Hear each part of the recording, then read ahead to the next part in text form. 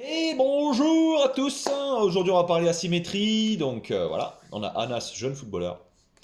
Et on va travailler en deux parties sur cette séance. On va travailler en première partie sur de la coordination, sur tout ce qui est attention, coordination, etc. avec les pieds. Pour le footballeur, très très bon ça, au niveau des appuis. Et puis on va travailler sur la partie la plus importante, les asymétries. Là on peut constater sur la photo que Anas il a un valgus à gauche très prononcé. On a une cheville qui s'effondre aussi à l'intérieur. Et on a souvent des douleurs TFL, donc du tenseur du fascia lata, souvent des douleurs d'essuie-glace. Donc ça vient souvent quand on a un désalignement cheville, genou et du dos. Ça peut venir aussi si on a une jambe trop longue, etc. Et il y a des possibilités, avec le renforcement musculaire, de diminuer ces douleurs. Bien que j'ai proposé aussi à Anas de se faire des semelles orthopédiques pour être réaligné et avoir un meilleur équilibre au niveau du bassin et du genou. Donc là, on démarre avec un exercice de coordination à l'échelle. Ça permet donc de travailler la réactivité, les appuis, etc. Et puis de connecter le cerveau au pied. On enchaîne ensuite avec un travail sur Bosu au niveau de la cheville, du genou et de la hanche. Ça permet donc de réaligner un petit peu la posture et puis de pousser vers le haut comme ça pour utiliser les abdos, l'oblique concerné avec moyen fessier, etc. Et tout ce qui est appui sur le genou et notamment du pied.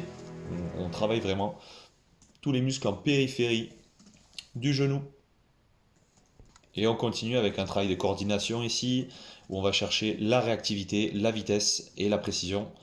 Sur échelle de coordination toujours, avec des plots de couleurs de chaque côté, on vient faire travailler justement l'attention, toujours dans une optique d'amélioration de performance pour le footballeur.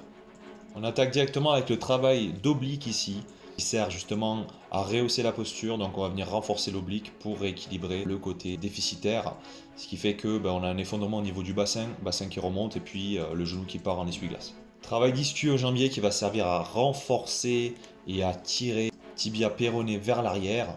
Ça permettra de vraiment connecter le genou et de renforcer le genou pour éviter des entorses, ce genre de choses, et éviter qu'il y ait une suractivation du quadriceps. On continue aussi avec un travail cette fois-ci excentrique au niveau du quadriceps dans le but de diminuer les douleurs et de fixer la rotule pour éviter que celle-ci ne soit tirée trop vers l'extérieur au niveau du tenseur du fascia lata par déséquilibre du quadriceps. Donc là on va chercher plutôt à travailler le muscle reliant la rotule.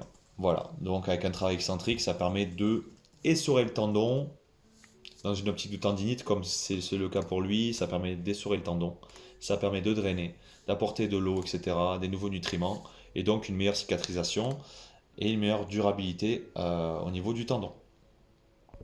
Ici, on a un travail d'abduction avec élastique unilatéral. Pourquoi? Parce qu'en fait, on a un retard, entre guillemets, de ce côté-là, on a un déficit, et ça va permettre justement de suractiver ce côté-là pour compenser la perte de force à cause de ce valgus, et donc de réaligner la posture et d'avoir un genou fort.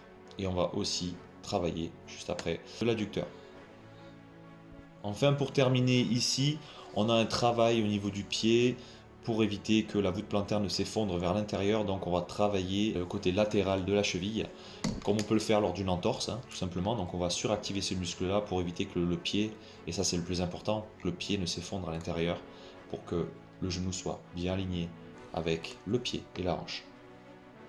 Si tu veux en savoir plus, n'hésite pas à t'abonner, à liker, à partager, puis je te dis à très vite pour de nouvelles vidéos. Salut!